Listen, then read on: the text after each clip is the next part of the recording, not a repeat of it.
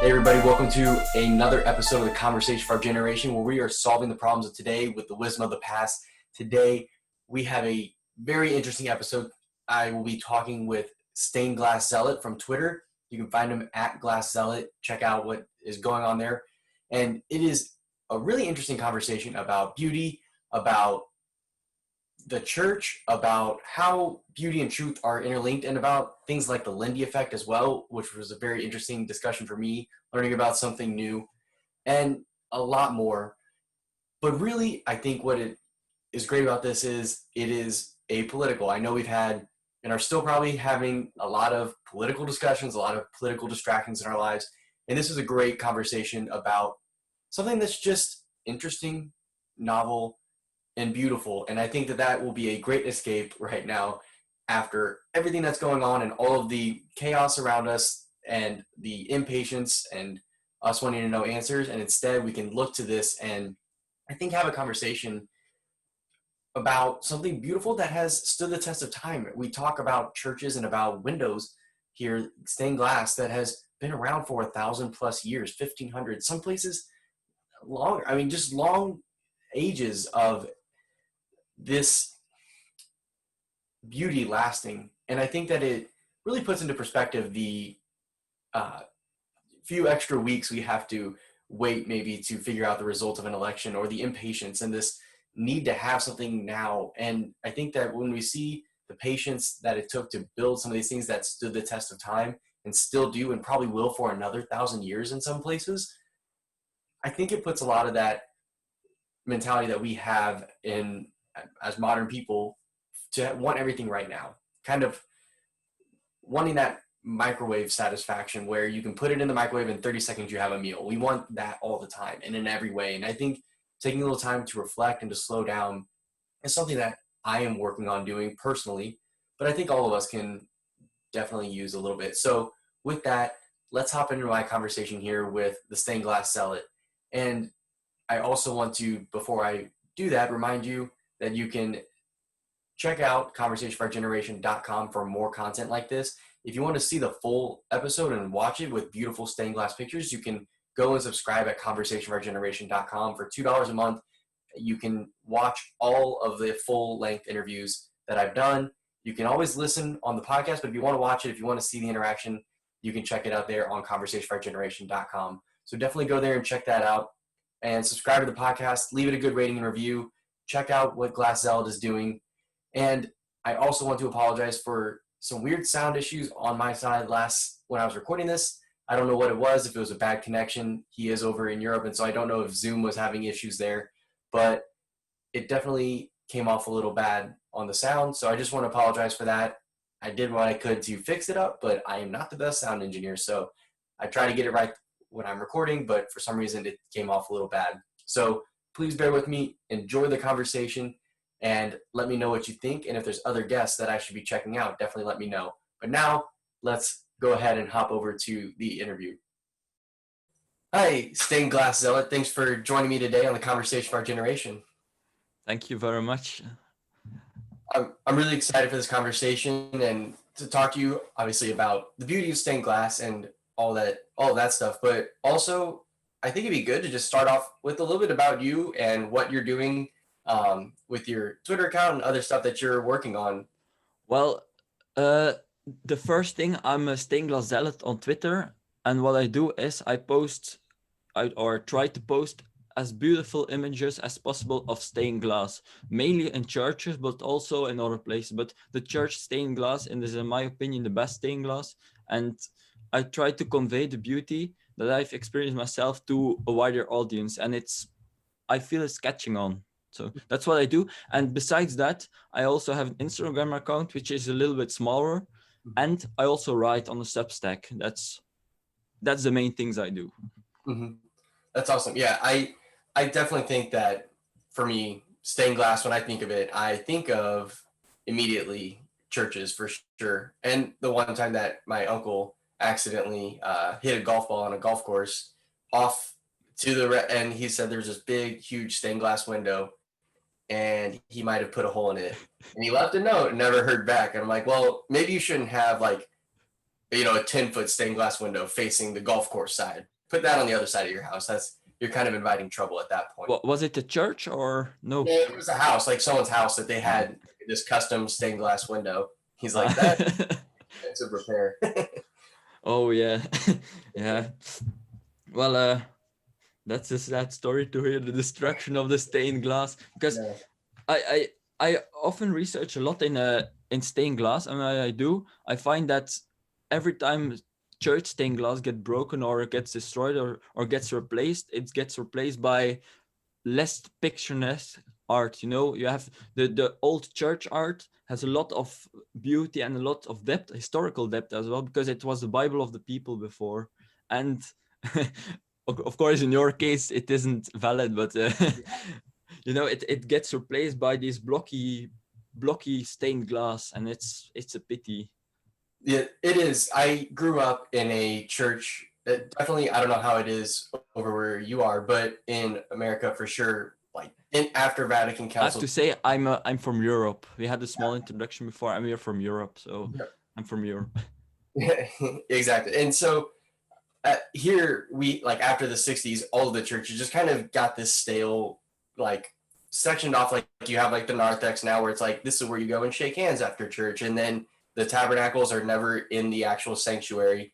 And it's off in the chapel onto the side. And they also just made the place where you worship very sterile and very plain. And if there is any stained glass now, it is shapeless and there's no story to it. There's no, you're not seeing saints, you're not seeing the stations of the cross or something like that that has, like you said, significance historically or biblically. It's just kind of like primary colors that have this abstract pattern. And it's kind of nice that it shines on the altar and then like it brightens up the altar a little bit, but that's all it does. And I think that it has gone the same way as just about everything else with churches and with beauty, that it's kind of lost the sense of we The do this. divine. That's how I see it. Yeah.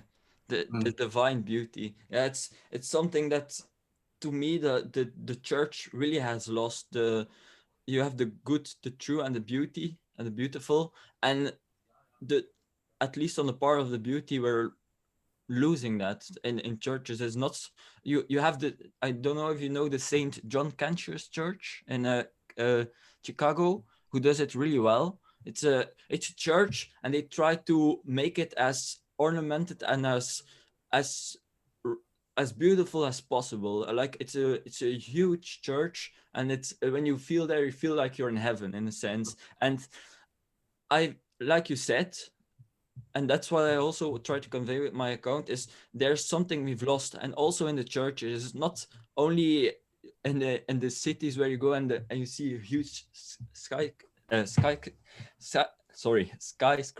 Yes. Sorry for the difficult word.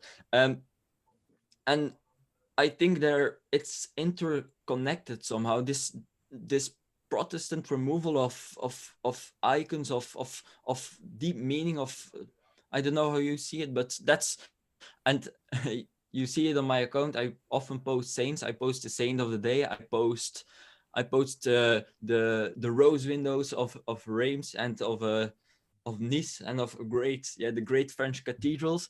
And the northern you go in Europe, the more the Protestant vision has put itself in the churches. That's how I see it. America has suffered, I feel, less under that, even compared to Europe. Mm-hmm.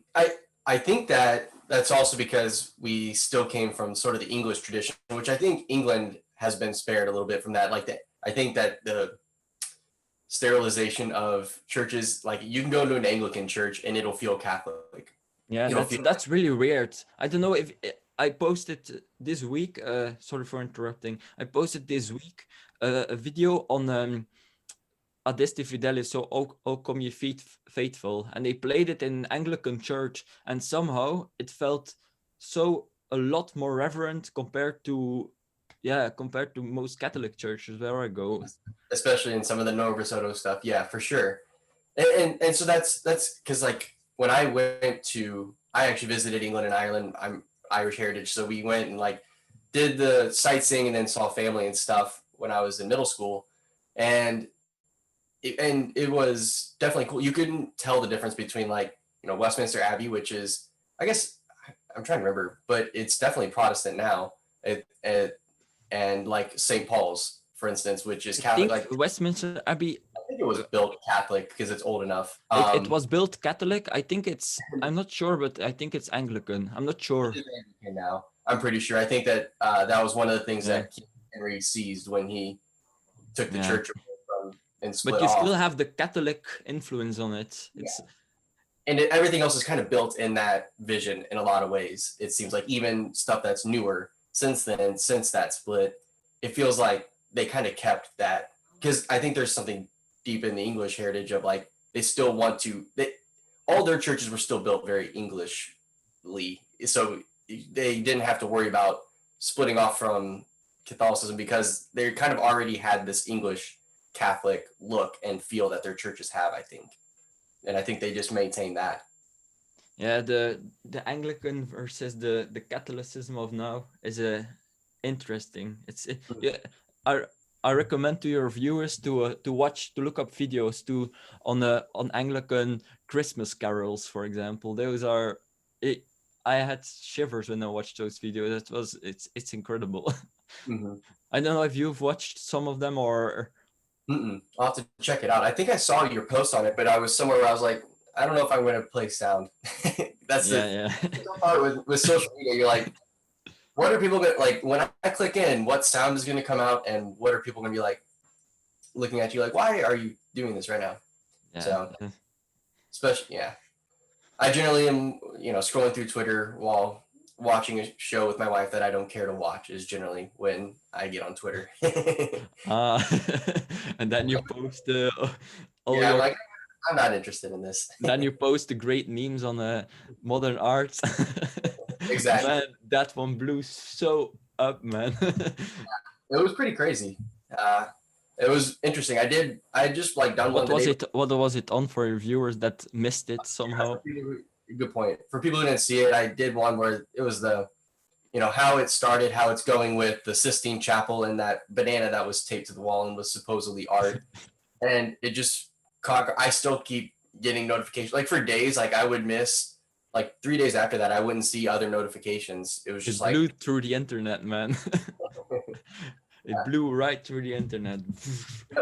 and so it was definitely nice. I think I have a very different type of following now because I got a lot of followers as well. A lot more traditional followers, I think, and the traditional arts. That's also what I try to aim for, to not try to be traditional because it's against something, but because it's for something. It's for beauty. That's what it's a feeling. It's hard to put into words, but when you see it, it clicks with so much people. I've had so much comments on my account, and people said, "Oh, this I'm gonna save this. This is the best account I've ever visited. It's so beautiful." And it's when you see these things, it makes your day.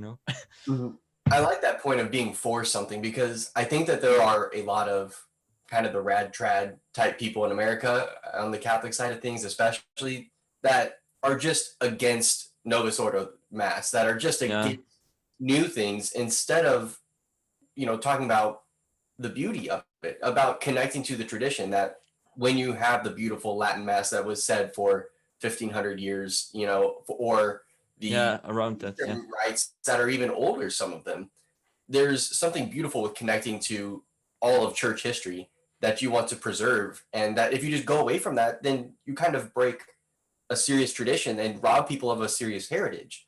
And I think that when you make that argument, it is a lot better than acoustic guitars don't belong in mass. Like that's just some people, especially it's knowing that's a good thing to have. I think for people who are coming from a Protestant denomination, they want to celebrate kind of like that. Okay, that's as long if you're celebrating the true faith, it works for me. So if it works to evangelize people, I think that's good. But if you don't want to go to a mass like that, then find a traditional one. And I think that building up both sides is good. Yeah, I just hate the division that's being created. We're, like you said, it's the good faith. It's not. if you try to divide people, you won't end anywhere. That's how I feel. And I think you feel the same way about it. Yeah, that's why I do this, is trying to, bring people together to have discussions and really find the common ground and move forward where there is common ground. And so I'm curious, you mentioned something to me before we started recording, of Divine Light by Abbott Shoot. Okay. Sujet. It's French. I took Spanish in high school, so French pronunciations are not my thing. I But speak French. That's not so. yep. Oh yeah, good point, obviously. And so that's if you want to talk to me a little bit about that, the Divine Light, and what that Well, is. it was a 12th century abbey from Saint Denis in France, and he wrote on the divine light and how churches should be built. And he was one of the main founders behind the idea of beauty in the church. And so he wrote on the divine light, and he wrote on the depth that the cathedral should have, or a church should have. And together with his architects, which are unknown as far as I know, he built the foundation of Gothic cathedrals. So the Gothic architecture, so what's Gothic architecture? The Chartres, Sainte-Chapelle, the beautiful high windows. If you're in France, you're surrounded by the beautiful purple and blue light. And I find his writings an inspiration in a sense. So he's that beauty of the Gothic cathedrals has been lost in a sense for me. That's how I feel about it. Mm-hmm.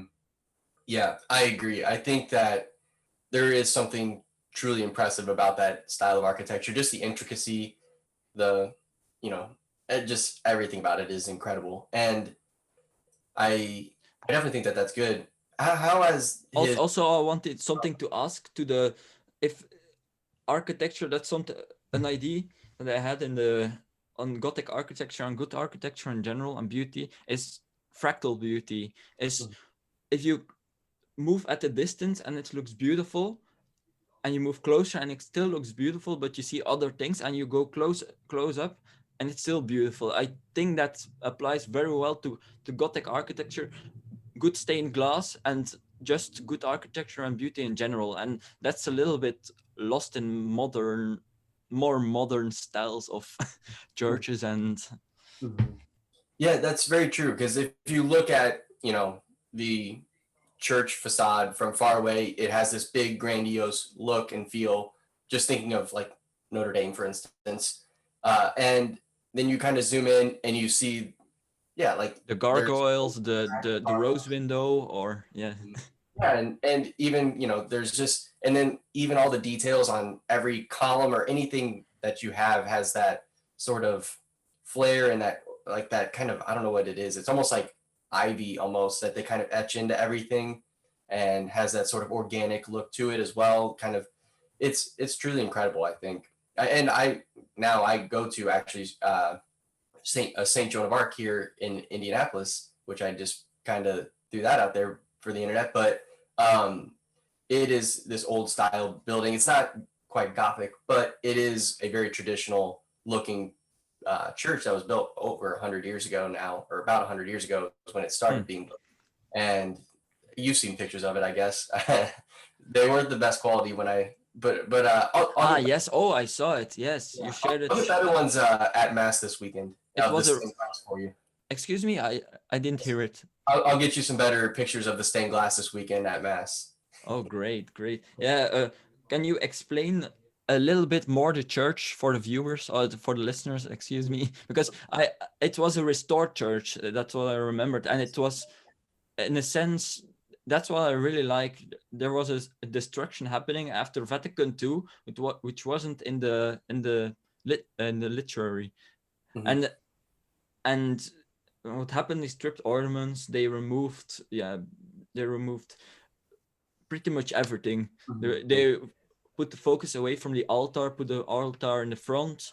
You can see it a lot in European churches, and somehow they've restored some of the sacred in your church. That's yeah, they maintained it for sure. Like, basically what was happening is they put a fresh coat of paint on.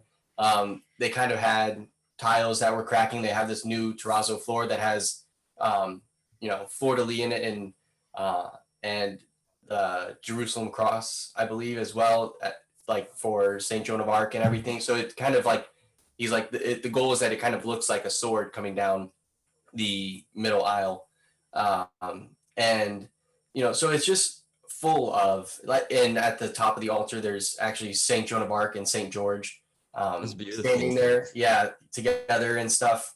And so I think it just does a really good job of capturing so much of that history because, Yeah, as you sorry for interrupting again, but I love the also the symbolism and the deep mythology behind the old church beauty. Like you said, Saint George and Saint Joan of Arc, they put in front. It adds so much, and if people don't find this attractive, they kind of get attracted by, yeah, they can find the saints inspiring, or you have there's always something for people in Catholicism. But there is, for sure. And that's something that drew me back, was the beauty of that church. I was like, well, if I could go here, this is somewhere that I'd go back to church. And that's where I actually started going back on weekly mass and everything, because I hadn't for a while.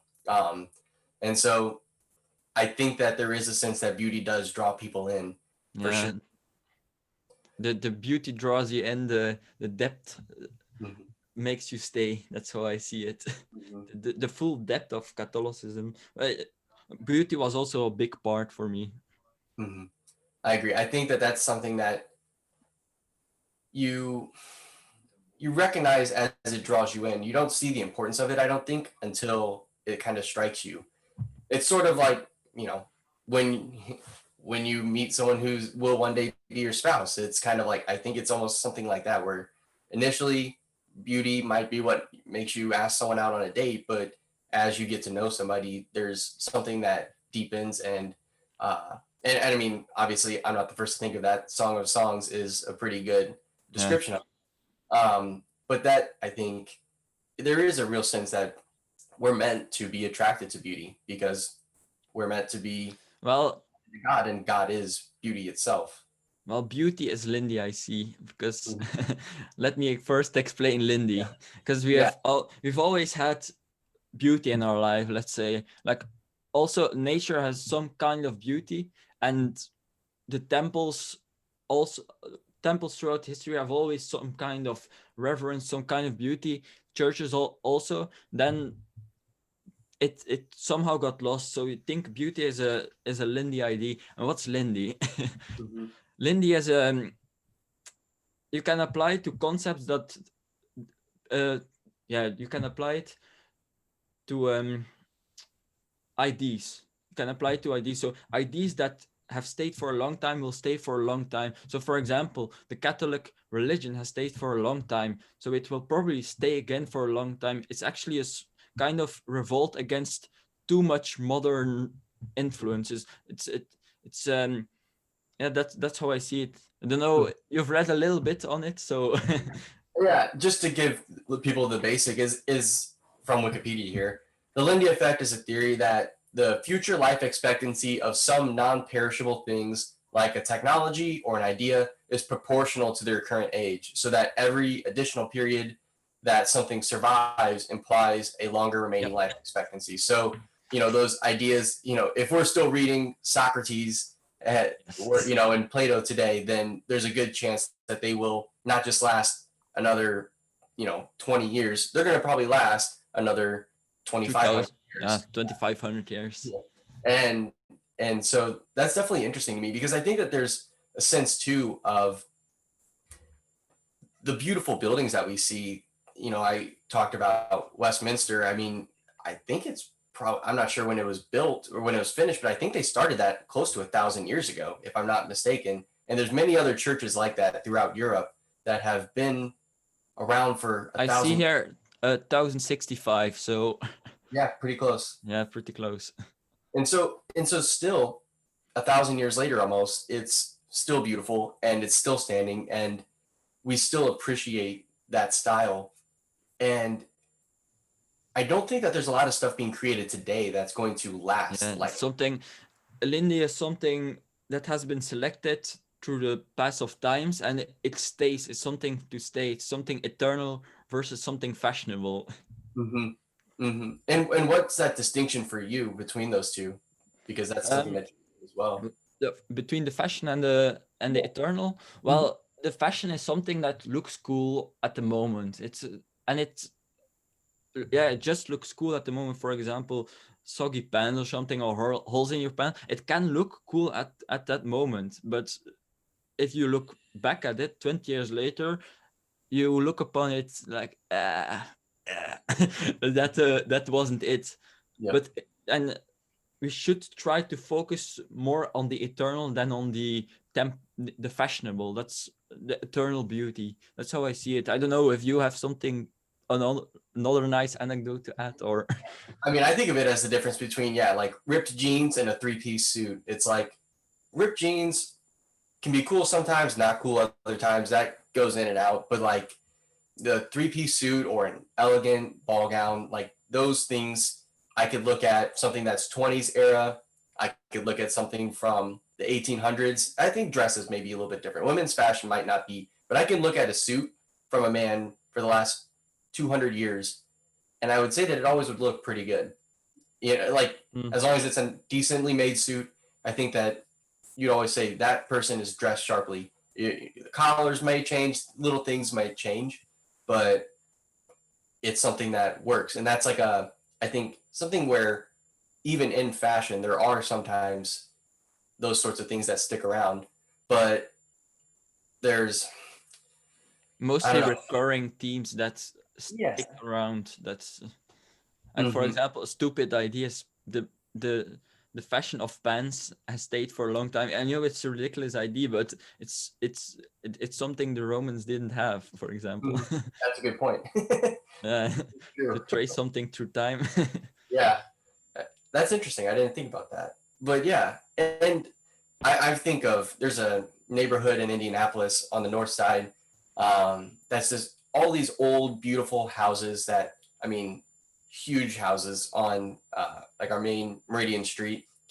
And then there's some people who have built new houses or torn down houses that were there and rebuilt that are just this modern boxy, like if you can picture those ones that have like it's white, gray, and like wood, like a brown wood. That's the same design all over the place. I see it no matter what.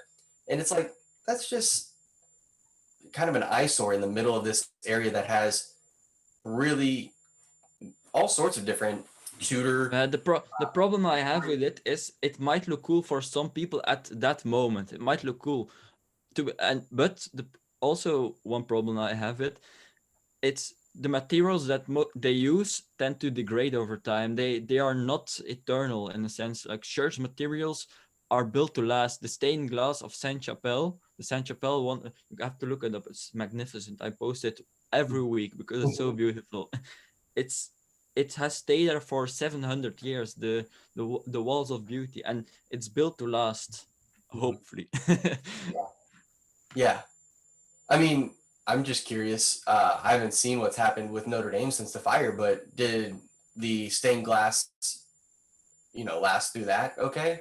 Did it make it out fine? Some parts did, but and some parts didn't. That's how Mm, yeah. It's I see. mostly the inside that was, yeah, Gotcha. yeah.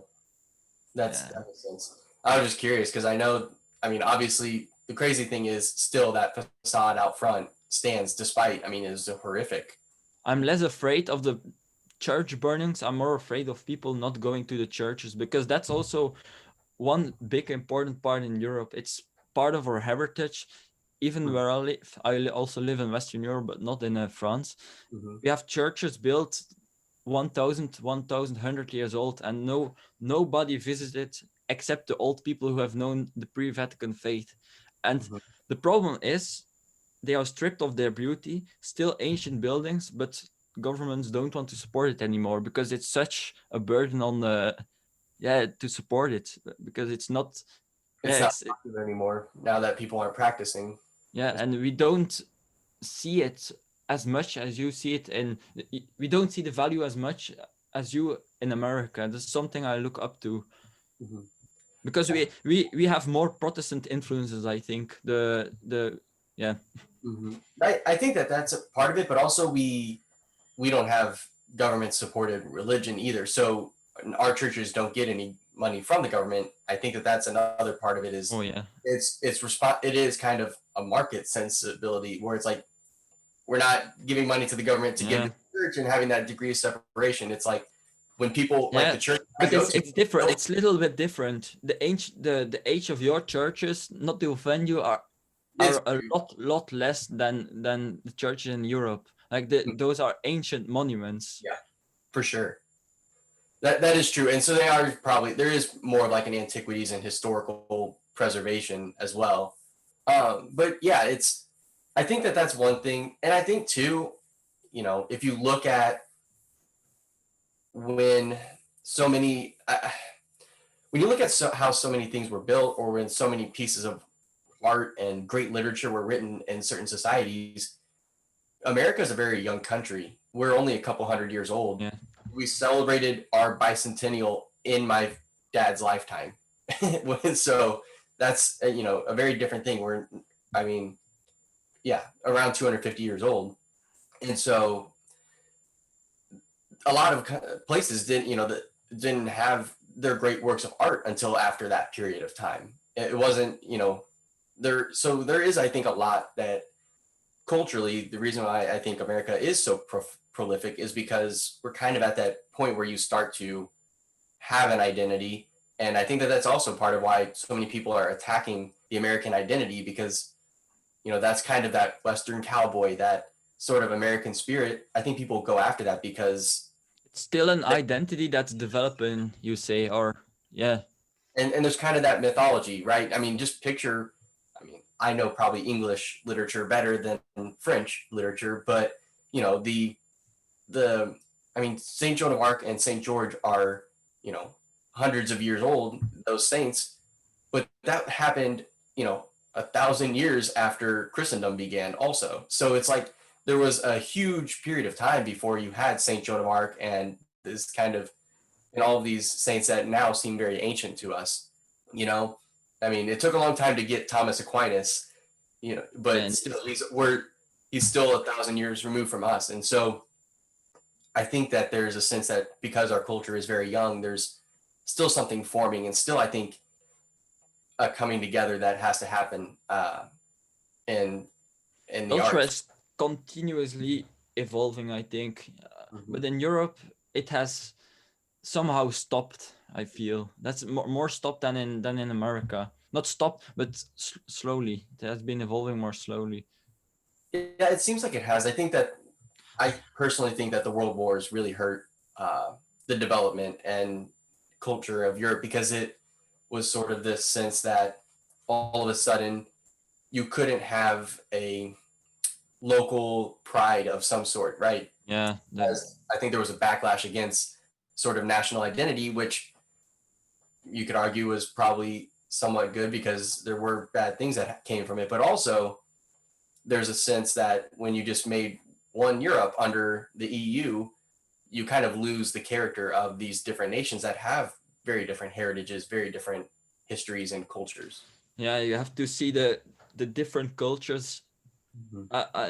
I love the concept of localism. You have the different parts, different countries, and even within those countries, you have different sub-communities and different parts that are completely culturally different, and still they come together to form a country.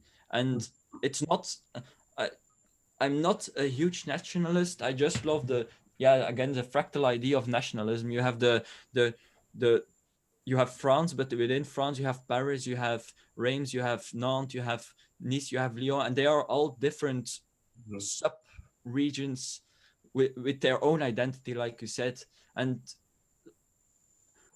you have to not preserve it, but appreciate it. That's the word I'm looking for. You have to appreciate that the differences between them. For sure. I think that there is a lot of ignorance in America that's driving the globalization, because they just kind of people here just act like white people are the same and have no culture. And I'm just like, I think you should go just travel in Yeah, Europe that's from country to country. Like go from like Barcelona into Spain into France, and all of these people are probably would check the box white and tell me that those places are the same, right? If you yeah. and those, For and that's example, I don't know if you agree, but also something I'm struggling with in the last few months is how much white as are the Greek philosophers, for example. They are from Greece, which is more lots east mhm, in the east compared to where more modern Europe is related. So mhm. you there's a certain, yeah, I don't know if you agree with it. Yeah, it's definitely interesting. They just kind of act like anything Europe, especially here, anything European is this monolithic Christian thing, and that's it. That's like Yeah. basic, and it might be separated between Catholic and Protestant, but even then, I think people here are so Yeah, the secularized, oh, they and don't that's how actually you understand started that. your podcast, or what was actually the reason why you started your podcast? It sounds like that was one big part of it, or Yeah, I mean, I definitely think that in growing in my understanding of it was really just started to search for truth and have a dialectic with people like you and others that I've had on the podcast to just learn and seek truth wherever I can find it. And in doing so, I definitely, over the last couple of years, have come back to my faith more and started practicing that for sure. But it's interesting. I just think that our America is just very ignorant of what's going on outside of America right now. We're very ignorant of what's happened in our own past, and our education system ensures that that happens.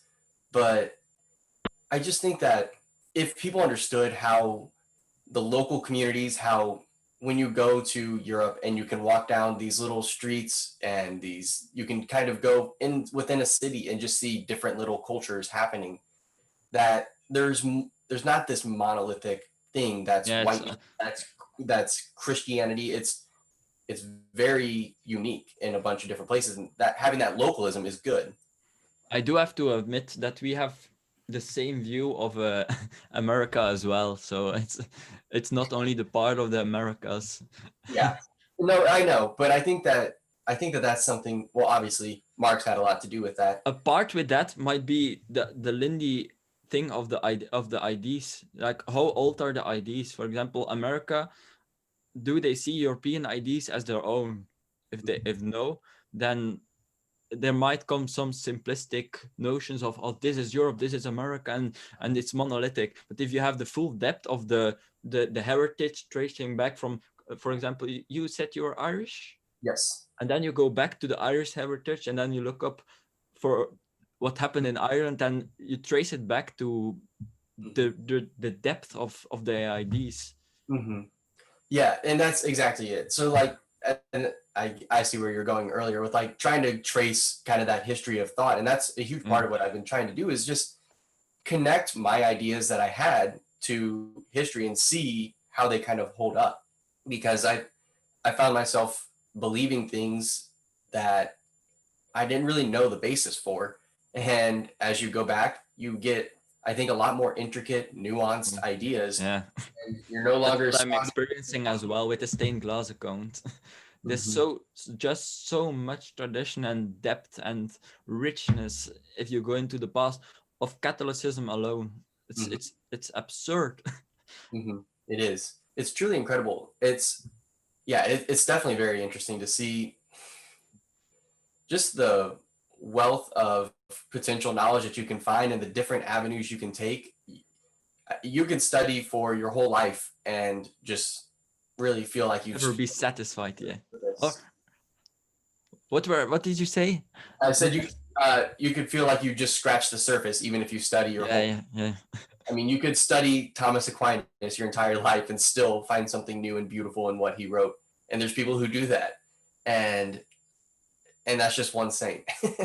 It's also, I had a conversation with a friend yesterday, and I don't know if you agree, but universities have a part in that of removing some of the history of history in the university curriculum. For example, we start with Plato, we go to Cicero and the great Roman and Greek philosophers, and then all of a sudden there's a gap, and then you start from the 16th century. Yeah, there's a lot of history that happens in between there. They're like, oh yeah, there's the Crusades and the Inquisition, which if people want No, to listen I to, was talking on philosophy mostly, oh but yeah, also in history. but yeah, that is true. There is definitely a loss of and literature too. We do that, like where it's like, yep, you read the Iliad and the Odyssey and Yeah. the Aeneid, and then it's like now we read Shakespeare, and you're like, well, what about Dante? Or I mean, I Yeah. know there's that's all I have a bad education on this. That's all I can think of off the top of my head, and I should probably be able to name more, but Well, Saint it George, for example, is yeah. the medieval Beowulf, or I don't know, Thank just you. random. Beowulf. Yeah, thank you. There's another good one for me. But yeah, it's ridiculous that I can't name 5 things in the middle there over the course of 1,000 years. And off the top of my head, I think that goes to show that the education that we get, especially here in America, like my cousins, like reading lists and my brother's reading lists are ridiculous. I think like 80% of the books have been written in the last like 25 years. Lindy Effect again. It always applies to the reading list of universities. I'm like, because at least when I was there, even 8 years ago, or shoot, I don't know how long ago now it was.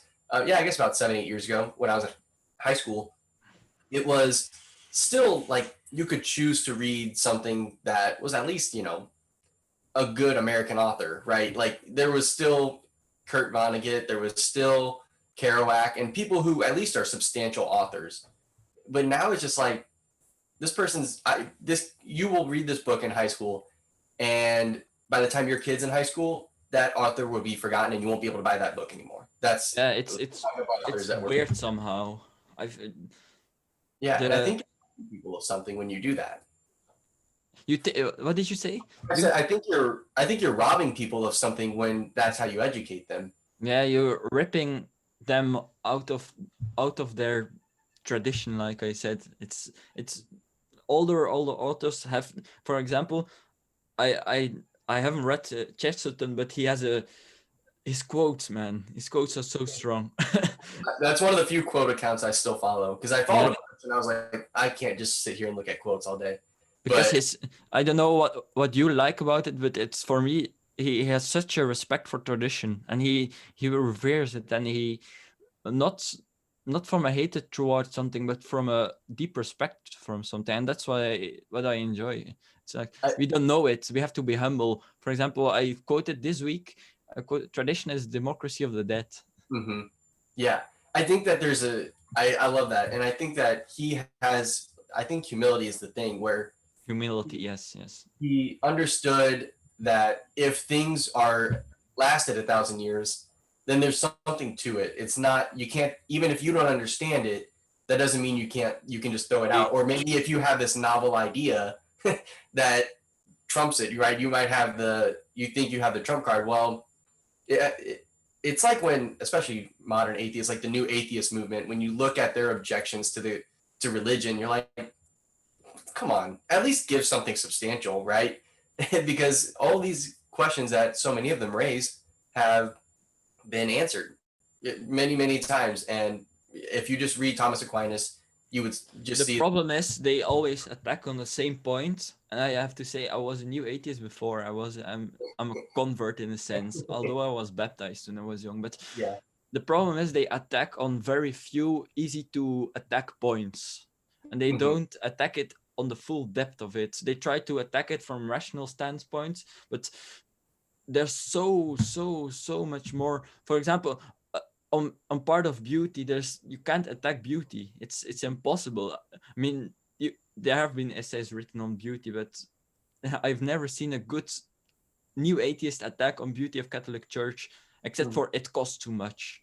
Mhm. Yeah, yeah, and then yeah, and people don't recognize either that the cost that gets put into that is something that's actually shared with the most poor among us. It is. I think that's one thing that when people criticize the expensiveness of the beauty of the church, that they don't recognize that really this is the only place where the poor can find beauty until recently when a museum ticket became $5. But that's only in the last 100 years, maybe. Before that, all the beauty was in the most wealthy hands. That's how you could acquire that kind of beauty. And so the fact that the church offered that to people, to have somewhere where you could go and look around and it looks like a palace of a king, is, I think, a service to those people, actually. And I think that that's something that is missed for sure.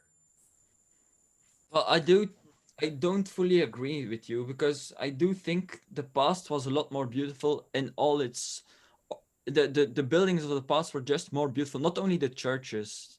Mm-hmm. It just the I'm not a glorifier of the past, certainly, but the 18th and 19th century, for example, of the Art Nouveau in Europe, or the the beauty of the castles in the Middle Ages. There were slums, of course, in Europe, but there was a lot more beauty that poor people could see, and it was not only limited to churches. That is true, but I guess I'm thinking of more the like ornamentation and everything inside. Oh, yeah, You okay. wouldn't have access to, like, now we can go to a museum and see great works of art, and you can take, you know, even But poor or I do agree with you that the most beautiful things are found in churches. Mhm. That I do agree. Well, that works. But yeah, I think that having access to that, like the stained glass windows, people couldn't put those into their own homes. Yeah. You couldn't afford to have a lot of that intricate, you know, design and all of that. Like I think there's, if you look at the little kind of towns and everything that have that unique feel and culture to it, I think that that is beautiful and is something that, you know, we should preserve for sure.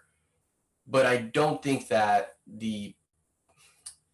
you couldn't just go into a lord's castle and see the beautiful works of art and tapestries that they had, but you could go to your local church for free Man, and that's see true. Yeah. those sorts of things. And it was sort of like the ability to go to a museum and have, you know, have that. If you go to, you know, if you were a really poor in the, you know, 1500s, you could still walk into Westminster or, you know, Abbey and see incredible art that you're not going to get anywhere else, probably. So Yeah. that's kind of where I was going with it. Not as much because I do think that the local communities and the old buildings that you have are incredible. And I wish that there was more being built. And that's where, like, from my next house, I mean, my first house out of, you know, you kind of, you don't get the pick of the litter really, but it's like when I can actually choose where I live and have a little bit more option, I want to find somewhere that has a unique feel in some way. It'll still feel very like probably very European almost, because that's the only kind of architecture that we have here. There's not much of this all American architecture. If it's truly American, is generally not great, because anything good we have we took from Europe. That's you're just how I see it, it's just a continuation of Europe. That's Mm-hmm. and That you is have to embrace it in a certain sense. I have like I've embraced it my part. Like, for example, most of the European countries, for example, Italy and Belgium, for example, are also quite new countries. Are newer than the USA. They are.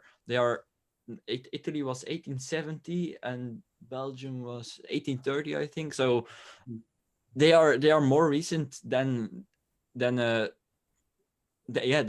America, for example, but they still grab their older heritage. Mm-hmm. Yeah, in their current state, they didn't kind of settle into the current nation state that they are now. But there was kind of, I think that there's also a difference too between country and nation, where the reason why Europe has kind of, I think, fractioned a little bit more recently is because of the sense that these kind of mini nations that were living within a bigger nation um, finally got their were able to be independent and kind of have that, if that makes sense, Yes, right? yes. It's kind of respecting the unique identity of that culture in that area. I mean, the Polish are another one that I think have the Italians are kind of actually an interesting one, because they are Yeah. really more fraction.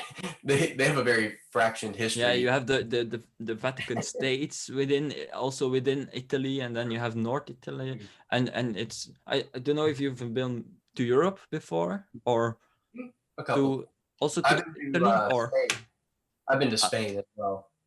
oh, to Spain, and also only in Spain or to Italy? Spain and Italy. I haven't been to Italy. Ah, I want to okay. go. It's interesting. Although the favorite of my European countries is Greece at the moment. Really? I love the calm of the Greece. Hmm.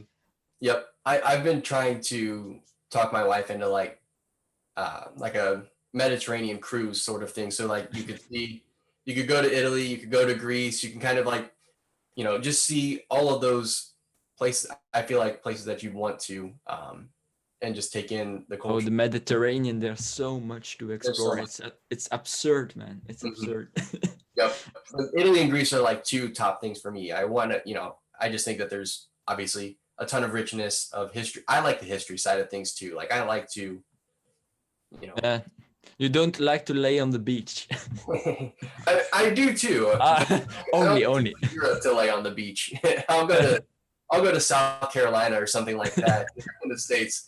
It's a little cheaper or Oh, something like that. perfect, perfect.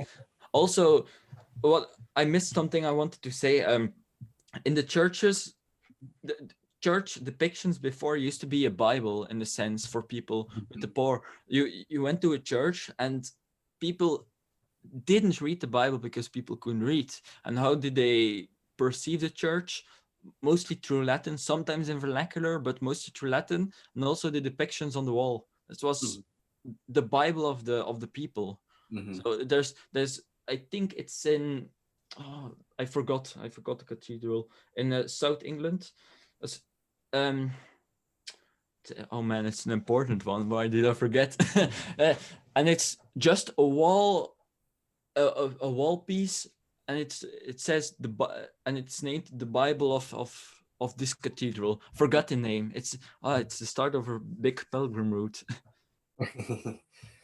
But interesting. Yeah, no, I do think that that's something that's important. And it also teaches you about the saints. I think that a huge part of why, especially here in America, we don't actually know the saints very well, I don't think. And it's because you don't have that, like, you don't have the stained glass where it's like you have the icon, oh, because that is that's a British soldier with a dragon. That's Yeah. St. George, right? Those sorts of things. That's a girl soldier. That's St. Joan of Arc, right? You can kind of see those things and know that, and then you can sort of tell the tale. Kids can ask their parents about that while they're in church, and the parent can explain who that Yeah, saint is. it's also Tradition. the things I learned from posting the stained glass are it's it's incredible how much richness there is in the stained glass. You always have some attributes, some depictions that remind you of this particular saint, because there are a lot, and always in each stained glass you see who it is. You see it. Mm-hmm. Yeah, because by the robes, by their certain attributes, by their staff or their whatever. Yeah. It looks different, and it's such richness that somehow got lost in the more. I do like the more modern art does have the divine light in a sense, but it doesn't have the richness of the and the depth that carried us to here. Yeah, I agree. I think that, I mean, I wish I could spot more saints just based on, you know, Yeah, an when you eye. start posting a lot of stained glass, you get to recognize them. Yeah, that's good. I think that that's definitely something that I want to look into more and learn more about, but there's like a million things. And so now it's like, put that on the list to dive into. Yeah, there's an you can keep your day full of things to do. Exactly. Yeah, exactly. Well, is there anything else that you wanted to touch on before, I or? think I've touched on most of the things I wanted to tell. I Great. think, yeah. Awesome. Well, to kind of wrap up, then I think it'd be great to let people know where they can find you on Twitter, Instagram, everything like that. If you want to shout it out here, and I'll be sure to also put that in the show notes for everyone listening. So I have 3 accounts where I'm very quite active on. The first, my main account is my Twitter account where I post every day. I post saints, I post historical events, I post, and that's the most, and I post, I try to convey the beauty of the churches, to try to make you in a church while you're scrolling your phone. Mm-hmm. The second account that I'm also on, I'm a little bit less active on it on Instagram, but I post every day, is Instagram, also stained glass zealot. You can find me there. And the last account is glasszealot.substack.com. Yeah. And that's where I post my essays. It's also a newsletter. So that's where you can find me. And I write on Christianity and beauty. Awesome. Well, thanks for coming on. I appreciate it. And I will be linking all that stuff in the show notes for everyone listening. And for anyone listening, you can also go over to the Conversation for Our Generation website to watch. And while you hear this interview, you can just look at beautiful stained glass if you do that. So definitely check that out too. And thanks for coming on. I appreciate it. Thank you very much for inviting me. For sure. Thanks for listening to this episode of the Conversation for Our Generation. Like I said earlier, definitely go and check out what Stained Glass Zealot is doing. You can find him at Glass Zealot. Search for Stained Glass Zealot, and you'll be able to find all the stuff he's got going on. So check that out. Check out what his writing and everything as well. Lots of interesting stuff happening. Lots of beautiful things that he shares as well. So definitely check him out. And like I said, if you want to watch the full conversations and other conversations going forward, you can subscribe on conversationforourgeneration.com for $2 a month. It supports me and my work, gives you access to, right now, the full-length interviews, but there will be more stuff coming as time goes on, and as I figure out some more stuff, I'm going to be rolling out more content for subscribers and other things available there as well. So definitely check that out if you're a subscriber. As those things are rolling out, you will be the one getting the best benefit and the most bang for your buck, because you will get early access and all sorts of stuff if you're an early subscriber. So definitely go there and check that out. And let me know if there's any other people that I should be talking to, other interesting accounts on Twitter, interesting people on YouTube, anywhere that you're finding interesting content, people having weird, interesting conversations, productive conversations, putting out ideas that are unique. I'd like to hear about it. I'd like to talk to those people. And so definitely let me know. And thank you for listening to this episode of the Conversation for Our Generation. Let's get the dialogue going. Talk to you next time.